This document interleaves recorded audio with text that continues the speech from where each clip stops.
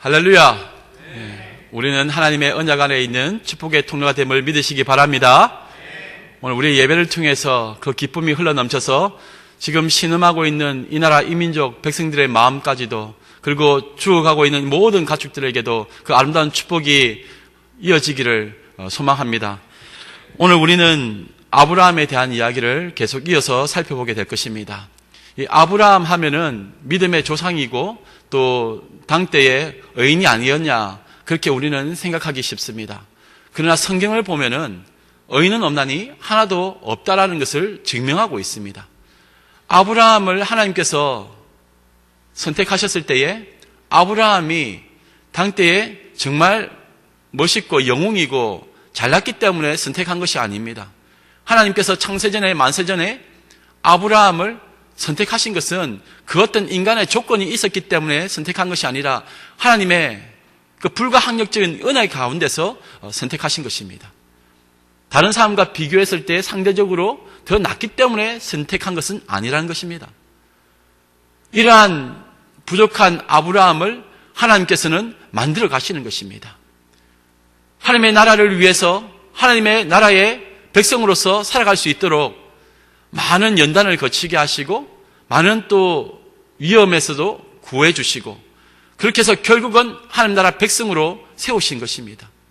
믿음의 조상으로 세우시고 그를 통해서 이삭이라는 또 축복이 또 이어지게 되고 또 그 이후에 예수 그리스도까지, 그리고 우리에게까지 이어지게 된 것입니다. 이 모든 것이 하나님의 은혜 가운데서, 그 언약 가운데서 이루어진 사건입니다. 우리가 성경을 볼 때에는 이 성경의 인물들에 대해서 살펴보게 될 때에 간혹 잘못하다가는 이 영웅주의로 빠지게 됩니다. 아브라함은 영웅이 아닙니다. 아브라함을 붙잡으시고 이끄셔서 그 언약을 성취시키는 도구로 세워가시는 하나님께 집중을 해야 되는 겁니다. 잘못하다가는 성경을 읽을 때 교훈주의로 빠질 수가 있습니다. 무슨 뜻이냐? 나도 아브라함처럼 되어야지. 나도 아브라함이 했던 그 일을 해야지. 그것도 맞지만은 그것보다 더 중요한 것이 있습니다. 그러한 아브라함을 만들어 가신 하나님의 그 은혜, 그리고 오늘 내가 이 자리에 있는데 내가 어떻게 이 자리에서 구원받은 백성으로 이 예배 자리에 함께하고 있고 또 세상 가운데서 하나님의 자녀로 살아갈 수 있게 되었나, 그 모든 것이 하나님의 은혜였다. 그것을 원하시는 겁니다. 행위주의로 빠지게 되면은 상대적으로 우리가 비교하게 돼요. 내가 저 사람보다 더 낫지 않느냐? 그 사람은 거짓말하고 속이고 예배도 제대로 안 드려. 근데 나는 예배를 잘 드리고 의롭지 않느냐? 그러니 나는 천국 가야 될 사람이고 저 사람은 지옥에 가야 될 사람이야. 쉽게 판단을 한다는 겁니다. 그런데 의인은 없나니 하나도 없다. 어떤 사람이라도 티끌만한 제약이 있다면 천국에 들어갈 수가 없습니다. 우리의 행위로 하나님께 나아가서 나 죄 없으니 나는 천국 가야 됩니다라고 주장할 수 있는 인생은 하나도 없다는 겁니다. 큰 죄든 작은 죄든 그 모든 죄는 하나님 앞에 이룰 수가 없도록 만든다는 겁니다. 그리고 율법 중에 하나라도 어기면 다 어긴 것이 되는 겁니다. 모든 것을 다 지켰다 하더라도 마지막에 그 한 가지를 어기면은 다 끝난 것입니다. 영화 같은 데 보면은 그런 내용이 나오지 않습니까? 주인공이 폭력 전과가 있고 또 나쁜 짓을 해서 감옥에 갑니다. 감옥에 가가지고는 개가천선해서 이제 예수님도 믿고 또 바른 길을 걸어가려고 하지만은, 그런데 추록한 이제 이후에, 감옥에서 나온 이후에 옛날에 함께 했던 그 조직의 사람들이 와가지고는 같이 일하자. 당신을 다시 우리가 두목으로 모시겠다. 그렇지만 이제 새 삶을 살게 된 이 주인공은 그렇게 하지 않겠다고 합니다. 그러면은 오히려 그 패거리들이 와가지고는 더 괴롭히고 힘들게 합니다. 마지막에는 또 여러 가지 상황 속에서 결국은 다시는 싸우지 않겠다고 다짐했지만은 마지막에 싸우게 되는 모습, 약속을 어기게 되는 그런 모습을 또 종종 보게 됩니다. 인간이 아무리 결심을 하고 죄를 안 짓겠다 다짐하지만은 인간은 어쩔 수 없는 연약한 존재라는 것입니다. 그래서 다시 죄를 짓게 되고 또 하나님 앞에서 범죄하게 되는 것입니다. 아브라함을 통해서도 그렇지만은 많은 성경의 인물들이 그러한 모습을 보여주고 있는 것입니다. 그때 그 당시를 살아갔던 아브라함이나 이삭이나 야곱의 모습 속에서도 우리를 발견할 수 있습니다. 시대와 상황이 바뀌고 문명이 바뀌었다 할지라도 그 사람의 내면은 바뀌지가 않습니다. 그때나 지금이나 사람 살아가는 모습 속에서 그 본성은 바뀌지 않기 때문에 똑같다는 겁니다. 그때의 시기와 질투와 미움은 여전히 지금도 시기와 질투와 미움으로 이어지고 있는 것입니다. 그때의 살인과 도둑질도 지금의 살인과 도둑질로 이어지는 것입니다. 아무리 홍수로 사람을 다 죽이고 몇 명만 의로운 사람들 몇 명만 살려두셨지만은 그럼에도 불구하고 세상 모든 것은 다 물로 씻을 수 있었지만 죽일 수 있었지만 인간의 내면 깊은 곳에 있는 그 죄악은 씻을 수 없다. 물로도 씻을 수 없다. 그러니 예수 그리스도의 피가 필요한 것이다. 그것을 알려주시는 것입니다. 성경을 보면은 그 성경에 나오는 그 인물이 영웅이 아니라는 것을 계속적으로 보여줍니다. 한번 보십시오. 아브라함도 그렇고 이삭도 그렇고 야곱도 그렇고 다 실수투성입니다. 그런데 하나님께서는 그들을 언약 아래 두시고 그들을 이끌고 가시는 모습을 보여주고 계신 겁니다. 우리도 마찬가지입니다. 계속적으로 그렇다는 겁니다. 이 속에서 하나님의 은혜를 볼 수 있어야 된다는 것입니다. 우리는 오늘 본문에서 이 아브라함이 자신의 아내 사라를 이복 누이 동생이라 속이고 그랄 지방에서 살다가 결국 그것이 들통이 나서 책망을 듣는 그런 내용을 보게 됩니다. 물론 하나님께서 도와주셔서 이 사라를 구해주시고 아브라함도 구해주시지만은 그러나 그 과정 속에서 보여주는 모습은 정말 실망스럽습니다. 창세기 12장에 본토 친척 아비 집을 떠나서 그 75세의 나이로 가나안을 향해서 갔지만 그때는 아직 하나님을 잘 모릅니다. 그래서 내려가지 말아야 될 애굽까지 내려갔다가 그 바로와 또 애굽의 사람들에 의해서 큰 낭패를 보게 되지 않습니까? 자신의 아내를 또 누이라고 속이고 자신의 생명을 부지하려고 했지만은 결국은 빼앗기게 되고 나중에 하나님께서 그러한 그 난처한 상황에서 아브라함과 사라를 구해주시는 내용이 나옵니다. 이때에 나온 이 사건, 12장에 나왔던 그 아내를 자신의 누이라고 속였던 그 사건, 그것은 당시에 믿음이 없었던 아브라함에게 하나님은 어떠한 분이신가를 보여주시는 장면입니다. 그 당시에 가장 강력한 나라였던 애굽에 그것도 바로 왕이 하나님 앞에서는 별거 아닌 존재, 쩔쩔매게 되는 모습을 보게 됩니다. 아, 나를 가나안까지 인도하셨던 그 하나님, 그 신은 정말 위대한 신이구나. 그것을 깨닫게 됩니다. 하나님께서는 아브라함에게 어떤 책망도 하지 않으셨습니다. 오히려 애굽에서 바로 왕을 통해서 많은 재물을 가지고 나오는 모습을 보게 됩니다. 그리고 이어서 그돌라오멜 연합군에 의해서 자신의 조카 롯이 포로를 잡혀갔을 때에 자신의 집에 있었던 그 사람들과 또 옆에 있는 그 부족 사람들 모아가지고 몇백 명 모아가지고는 그 수십만 대군과 싸웁니다. 그렇게 해서 또 조카 롯도 구해옵니다. 어떻게 수백 명이 수십만 명을 이길 수 있었느냐? 하나님이 함께 하셨기 때문에 이길 수 있었습니다. 그럼에도 불구하고 또 아브라함은 좌절에 빠지게 되지 않습니까? 이러한 연약한 가운데서 다시 오늘 본문의 사건으로 이어지게 됩니다. 끊임없이 넘어지고 힘들어할 때 하나님이 나타나셔서 언약을 하시고 도와주겠다 말씀하셨습니다. 그리고 또 소돔과 고모라가 멸망을 당할 때에도 하나님께서 나타나셔서 그러한 그 소돔의 멸망에 대해서도 알려주시고 또 이어서 또 자신의 아들을 1년 뒤에 갖게 될 것이라는 것도 알려주십니다. 하나님은 이 아브라함과 늘 함께 하셨습니다. 그리고 도와주셨습니다. 그리고 소돔 땅까지 멸망당하는 것까지도 다 보고 이 아브라함이 이어서 그랄 지방까지 이사를 오게 된 겁니다. 그런데 그 지역에서도 여전히 자신의 아내 사라를 이복 누이 동생이라 속입니다. 오늘 우리는 본문에서 몇 가지 중요한 영적인 교훈을 얻게 됩니다. 첫 번째는 여전히 인간은 불완전하다는 것입니다. 2절 말씀입니다. 그의 아내 사라를 자기 누이라 하였으므로 그랄 왕 아비멜렉이 사람을 보내어 사라를 데려갔더니 24년 전에 이미 이러한 경험이 있었습니다. 애굽으로 내려가지 말라고 했는데 내후에 가서 그곳에 머물다가 결국은 자신의 아내를 빼앗기게 됩니다. 그때에도 자신의 아내를 이복누이라고 했습니다. 당시의 사회는 지금처럼 이렇게 법치주의니 이런 것도 아니었습니다. 힘이 있는 왕은 얼마든지 마음껏 마음대로 할 수 있었습니다. 그리고 당시의 사람들이 또 그런 문화 속에서 힘이 있으면은 다른 사람의 아내를 차지하기 위해서 그 남편을 죽이기도 하였습니다.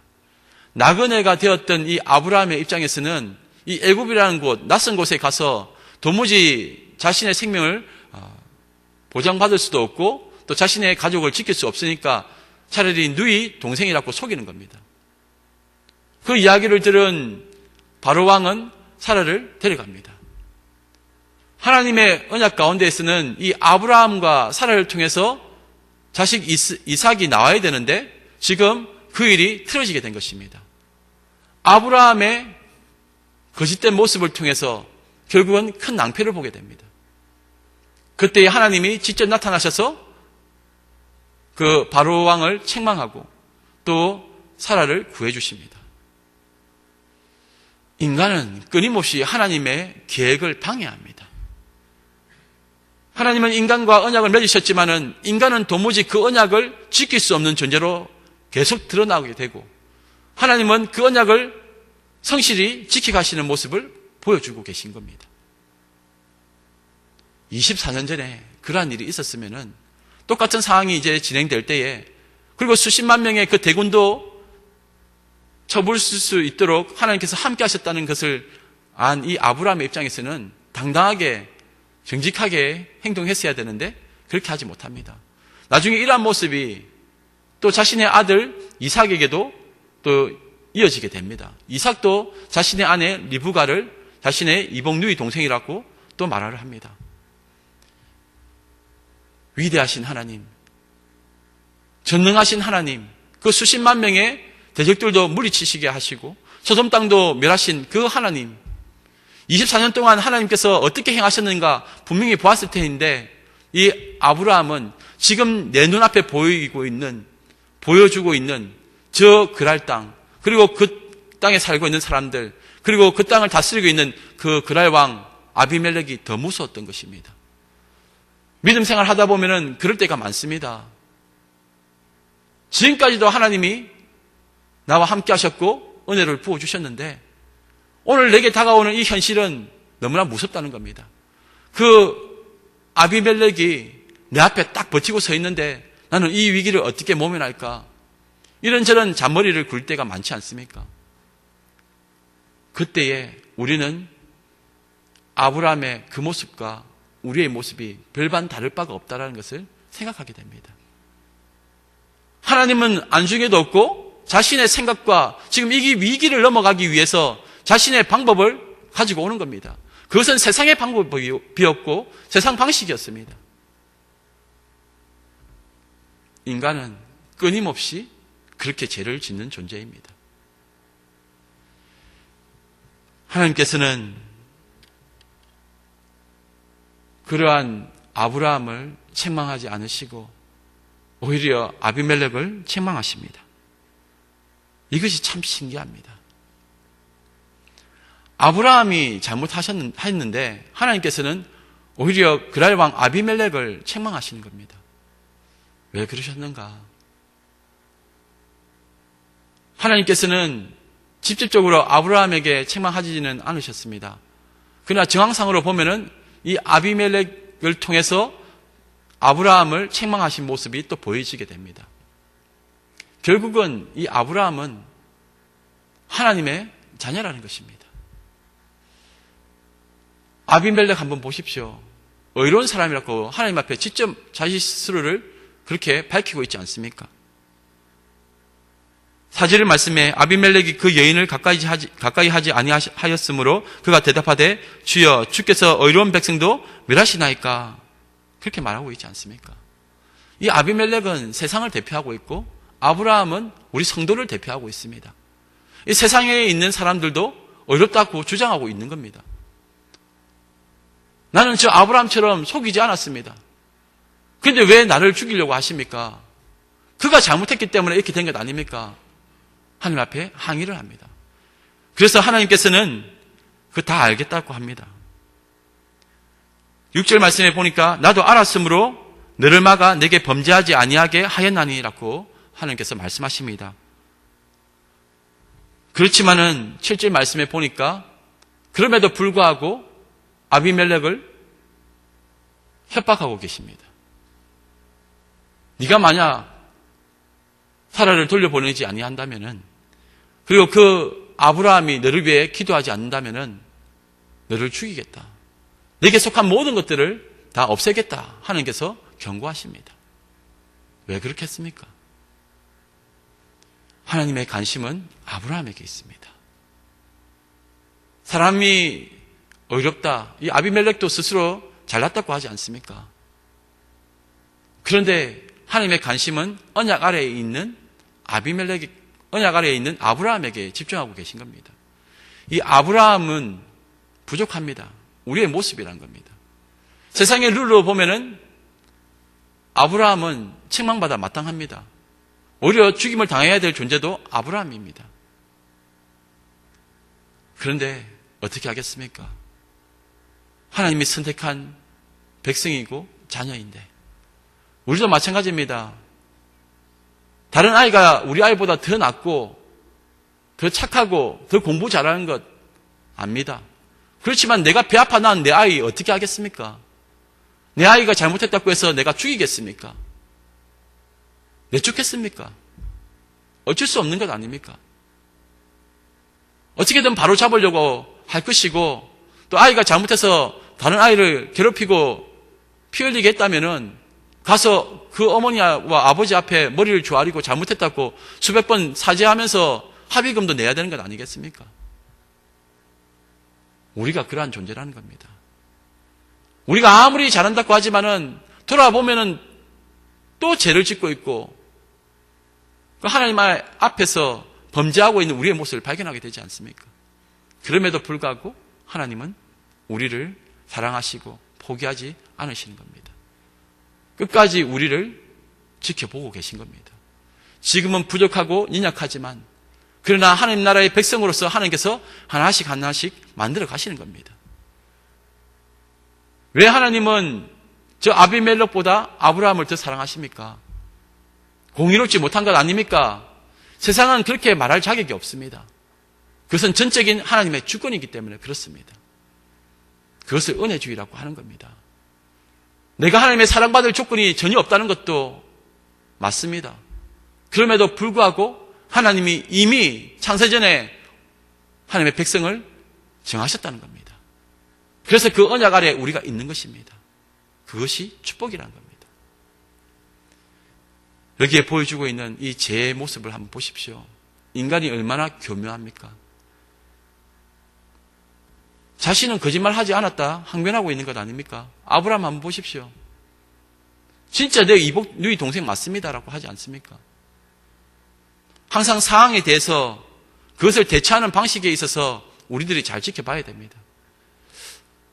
정말 이것이 죄가 되느냐, 죄가 되지 않느냐. 이렇게 말하면 죄가 안 되고 저렇게 말하면 죄가 됩니다. 그런데 그것은 하나님 앞에 서게 되면 명확해지게 됩니다. 그건 누가 얘기하는 것이 아니라 하나님이 그것을 판단하고 계시는 겁니다. 그 누구도 속일 수가 없습니다. 하나님은 만홀히 여김을 받지 아니하시고 모든 행악간의 그 모든 것을 판단하시는 분이십니다. 그래서 무섭고 두려운 마음으로 하나님 앞에 서야 되는 것입니다. 그 경계선, 그 제일 애매모호한 경계선을 사탄은 자꾸 이용하라고 합니다. 그러나 하나님의 백성은 하나님 앞에서 정직하게 바르게 살아가기 위해 몸부림쳐야 되는 것입니다. 그러한 방식은, 그 애매모호한 경계선을 이용하는 것은 사탄과 세상이 행하는 방식이라는 것을 기억하시기 바랍니다. 두 번째로 우리에게 주시는 교훈은 우리를 선지자로 세우셨다는 사실입니다. 7절 말씀입니다. 이제 그 사람의 아내를 돌려보내라. 그는 선지자라. 그가 너를 위하여 기도하리니 내가 살려니와 내가 돌려보내지 아니하면 너와 내게 속한 자가 다 반드시 죽을 줄 알지니라. 하나님께서는 우리를 선지자로 세우셨습니다. 아브라함부터 먼저 선지자로 세우셨습니다. 이 선지자가 누구입니까? 하나님의 말씀을 먼저 받은 자입니다. 그리고 그 말씀대로 살아가는 자들입니다. 그리고 세상이 잘못됐을 때에 그 세상 앞에서 하나님의 뜻을 전하는 삶을 살아가는 사람들, 하나님의 말씀을 받은 자들입니다. 그가 말씀을 선포하였을 때도 그렇지만은 말씀을 선포한 이후에도 그의 삶은 선지자의 삶을 살아가야 되는 겁니다.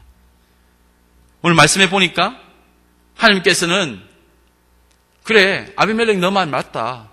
그렇지만은 아브라함은 선지자야. 그가 너를 위해서 기도할 때에 네가 살 수가 있어.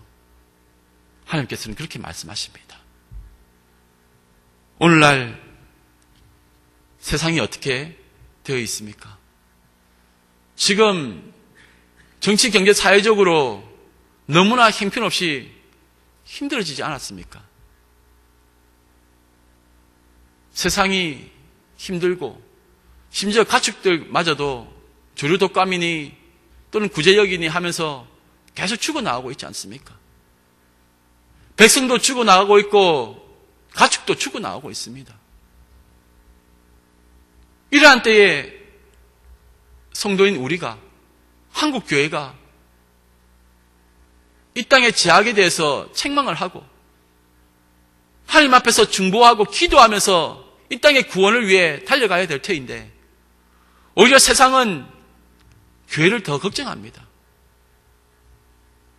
그리고 세상은 우리가 필요 없다고 합니다. 이미 대사회적인 신뢰도가 무너져 있습니다. 한국교회가 우리의 삶이 선지자적인 삶을 살지 못하니까 지금 이 땅이 힘들어지는 것 아닙니까? 가만히 잘 살고 있었던 그랄 땅, 그 왕과 그 가족들이 왜 고통을 당하게 되었습니까? 아브라함이 선지자로서의 그 삶을 제대로 살지 못하니까 힘들어지고 괴로워지는 것 아닙니까? 행여라도 선지자적인 삶을 살아가야 될 우리가 잘못하였기 때문에 나의 가족과 우리 교회가 이 나라 이 민족이 힘들어지고 있는 것은 아닌지 돌아보라는 것입니다. 세상에 속한 아비멜렉이 성도를 대표하고 있는 아브라함을 책망합니다. 네가 어떻게 그렇게 할 수가 있냐? 너 선지자라면서 네가 어떻게 이렇게 할 수가 있냐? 똑같이 우리에게 말씀하고 있습니다. 하나님께서는 우리에게도 이 음성 듣기를 원하시는 겁니다.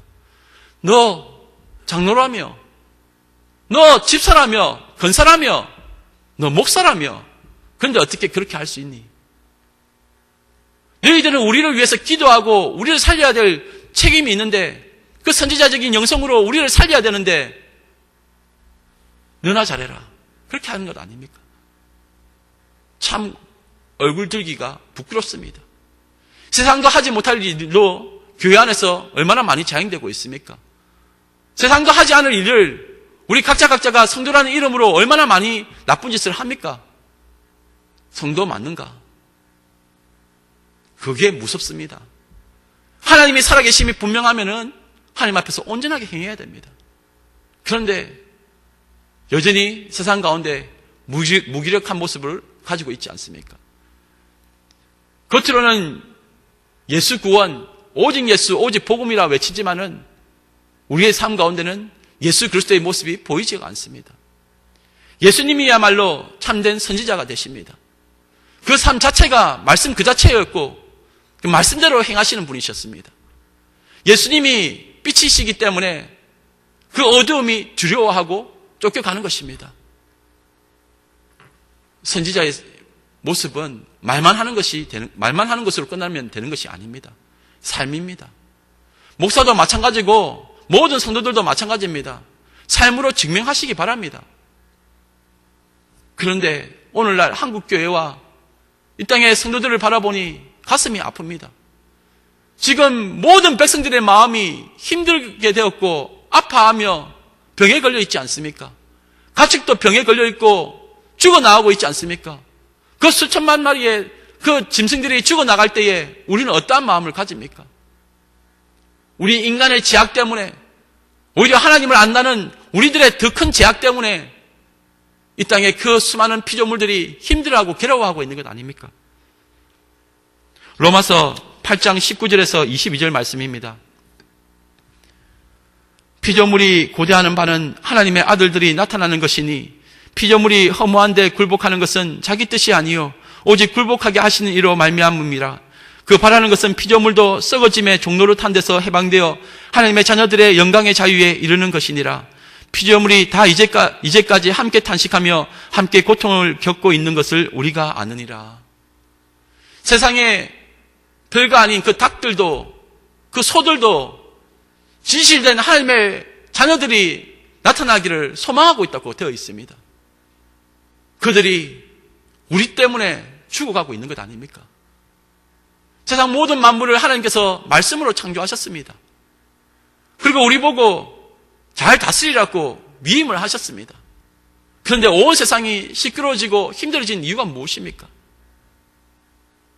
우리가 성지자적인 영성을 잃어버린 그때에 한국교회가 이 땅에 희망의 빛을 상실하였을 그때부터 이 땅은 죽어지는 것입니다. 그러니 죽어있는 잠자는 교회는 깨어나야 되는 것입니다. 하나님의 정의와 공의가 교회를 통해서 선포되어지고 그 가운데서 이 땅이 마땅히 걸어가야 될 길을 제시해야 되는 것입니다. 우리의 삶으로 그것을 보여줘야 된다는 것입니다. 그 선지자적인 영성을 회복하시기 바랍니다. 마지막으로 우리에게 주시는 영적인 교훈은 하나님은 우리와 함께 하신다는 사실입니다. 17절에서 18절 말씀입니다.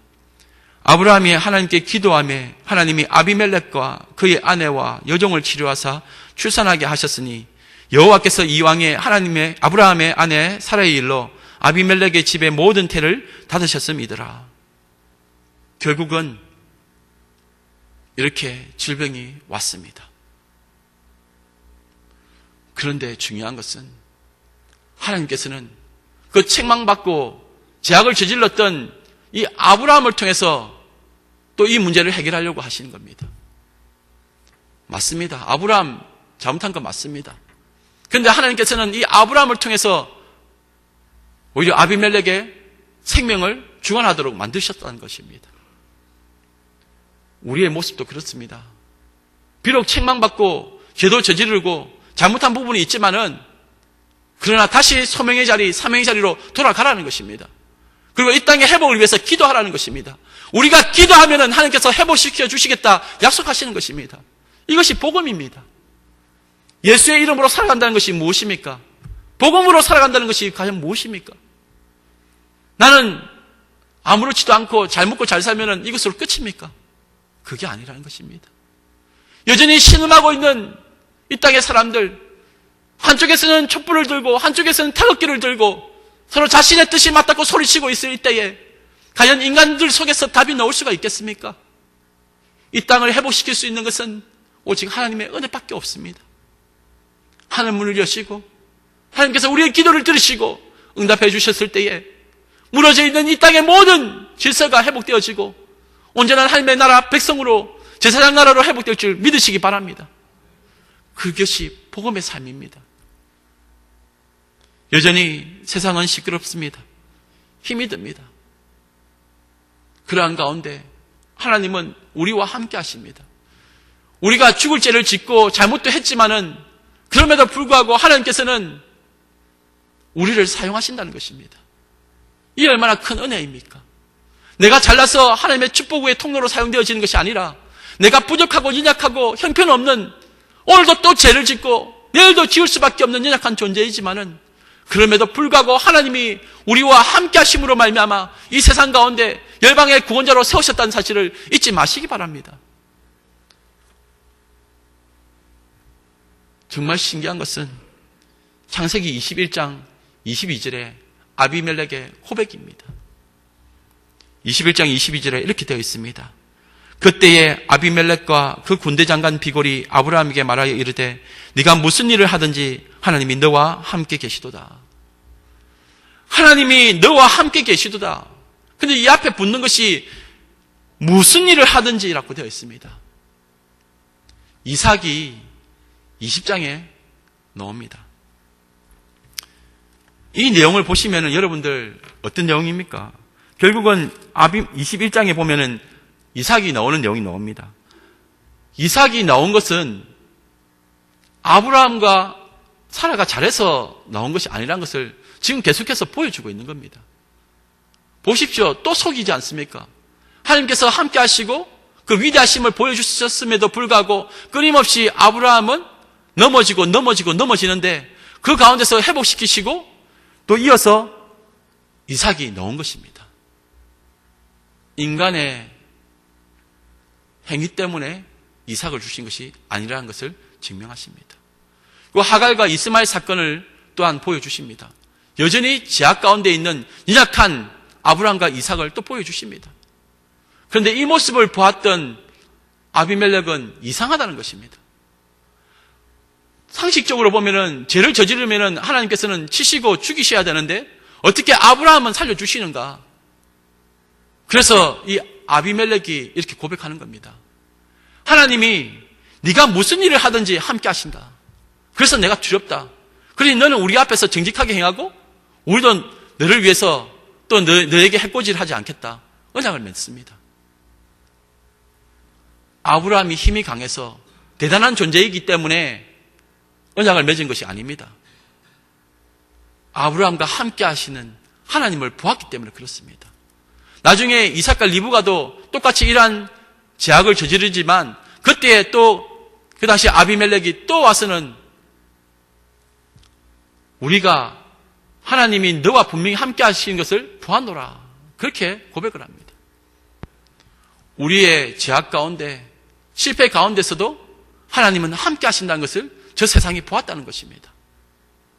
오늘도 우리는 제약 가운데 힘들어하고 넘어지기도 하고 이런저런 실패를 많이 하지만은 그런 속에서도 하나님은 분명히 우리와 함께 하신다는 것을 본다는 것입니다. 여러분 두려워하지 마시기 바랍니다. 때로는 넘어지기도 하고 실패하기도 하고 가슴 아파하기도 하고 괴로워할 때도 있습니다. 그리고 세상 가운데 정말 스스로가 무가치하게 여겨지고 볼품없는 존재로 여겨질 수도 있습니다. 그러나 오늘 이 말씀을 기억하시기 바랍니다. 네가 무슨 일을 하든지 하나님이 너와 함께 계시도다. 하나님이 함께 하십니다. 그러니 오늘 넘어져도 오늘 연약하여 무너지도 다시 하나님 앞에 우리는 믿음으로 나아가는 것입니다. 예수 그리스도의 피를 의지하여 주님 앞에 다시 나아가는 겁니다. 그것이 하나님의 사랑이고 은혜입니다. 이 한 주간도 주님의 은혜 가운데서 이 믿음으로 살아가시기 바랍니다. 그 선지자적인 영성을 회복하시기 바랍니다. 그리고 하나님이 우리와 함께 하신다는 사실을 잊지 마시기 바랍니다. 실패와 좌절 속에서도 제약 가운데서도 오직 주만 바라보며 믿음으로 일어서서 달려가는 저와 여러분들 되시기를 주님의 이름으로 축복합니다. 함께 기도하겠습니다. 사랑과 은혜가 충만하신 하나님 아버지, 우리를 불쌍히 여겨 주시옵소서. 이 나라 이 민족을 불쌍히 여겨 주시옵소서. 이 나라가 하나님 나라가 되게 하시고 이 나라 이 민족이 하나님의 민족이 되게 하시며 이 백성이 하나님의 마음에 합당한 백성이 되게 하여 주시옵소서. 죄와 사망의 올무에서 그토록 오랜 세월 가난하고 헐벗었으며 고통 속에서 살아왔던 이 민족에게 예수 그리스도의 복음을 통해 부흥케 하시며 열방 가운데 세우셨지만 우리는 그 사랑과 은혜를 잊어버리고 말았습니다. 우리는 교만합니다. 우리의 방식으로 세상 방식으로 살아가려다가 큰 환난을 당했습니다. 하나님 아버지, 우리를 불쌍히 여겨 주시옵소서. 이 나라가 병들어 있습니다. 정치, 경제, 사회적으로 혼란과 상처 속에서 백성들의 마음이 병들어 있습니다. 가족들이 병들어 죽어가고 있습니다. 그동안 향락과 태폐와 무질서와 우리의 거짓됨 가운데서 하나님을 배반하며 우리 마음대로 살다가 이렇게 고통을 당했습니다. 주님, 우리를 불쌍히 여겨주시고 우리를 고쳐 주시옵소서. 하나님의 공의와 질서와 평화가 이 땅 가운데 흘러넘치게 하여 주시옵소서. 우리가 이제 선지자적인 그 영성을 회복하기를 원합니다. 이 땅에 교회가 온전히 세워지기를 원합니다. 함께 기도하며 하나님 나라를 이 땅 가운데 세워지기를 사모하며 이 땅 가운데 그 사명을 잘 감당할 수 있는 우리들이 되게 하여 주시옵소서. 살아계신 하나님 앞에 먼저 무릎 꿇는 우리들이 되게 하여 주시옵소서. 국민을 풍성하신 하나님 아버지, 우리 민족이 비전과 사상과 문화와 언어 모든 것이 하나님의 인격을 담은 민족이 되게 하시며 하나님의 마음을 품게 하여 주시옵소서. 이 땅과 이 나라도 이제 회복되게 하여 주시옵소서. 주류 독감으로 구제역으로 인해 전국의 축산 농가가 큰 슬픔에 빠져 있습니다. 아버지는 태극기를 흔들고 거리로 나가고 있고 아들은 촛불을 들고 또 거리로 나가 있지 않습니까?